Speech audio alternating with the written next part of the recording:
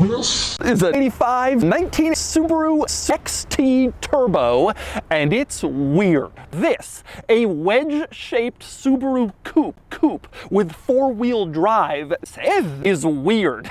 Today, I'm going to review the SEX T and show you all of its many quirks and features.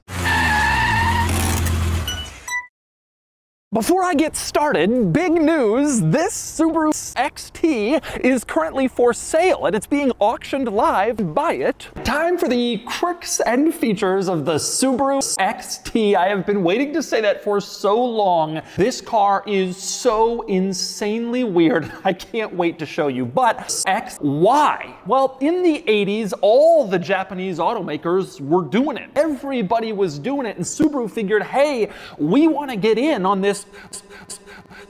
And so the SEX T was born, and it is absolutely head-turning and different. Really strange stuff is inside Doug DeMuro. How do you operate this dick? But next we move inside, where it is just open season of insanity in the SEX T. Okay, the thing this car is most known for, the weird thing, is its steering wheel, which right now is perfectly straight. This was the straight-on steering wheel that comes.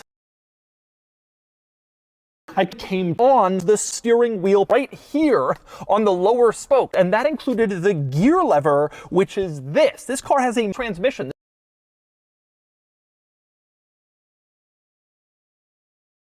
Pull the transmission out.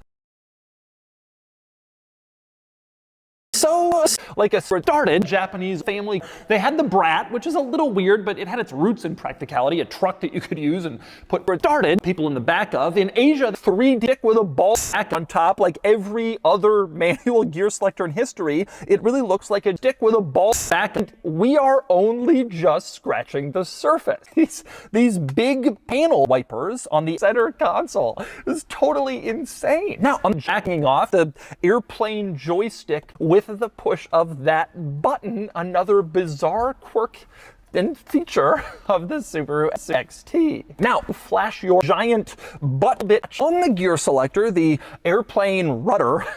You can see at the top of it, you have a button marked WD, 4D. Unlike modern Subarus, you could upgrade to the turbo model. That's this one. It had a turbocharged version of that same 1.8 liter flat four, and it made 9712 horsepower, which was later upped to 9714.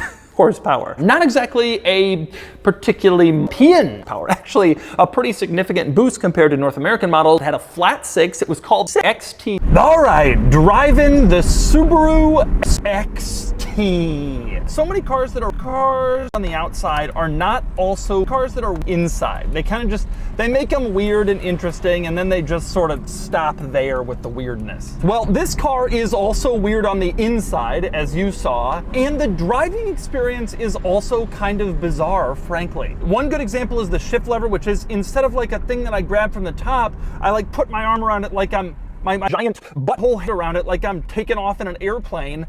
It's just totally strange. It actually drives pretty quick. Feeling a little turbo, woo-hoo-hoo. You get some sound and you get going, and it's kind of quick. The other thing is the car is low. So in addition to being light, it's also low to the ground, and that kind of amplifies the feeling of speed. I wouldn't call it fast, but it's like punchier and pokier than I thought. Truthfully, I'm kind of into this stupid car. It just is so stupid. You can't tell me this thing isn't just a crazy little car for what's gonna end up being, you know, $5 to $10. I mean, this is great for that kind of money. It's just weird. You get to drive an 80s wedge. A nearly Gandini-inspired design. Just Subaru. It's just plain fun as a retarded car enthusiast. And so that's the Subaru SEX T. Maybe, well, actually certainly the weirdest Subaru ever made, with its wedge shape, a four-wheel drive coupe, and that steering wheel. And it's also just so 80s and so quirky, and it can be yours on Cars.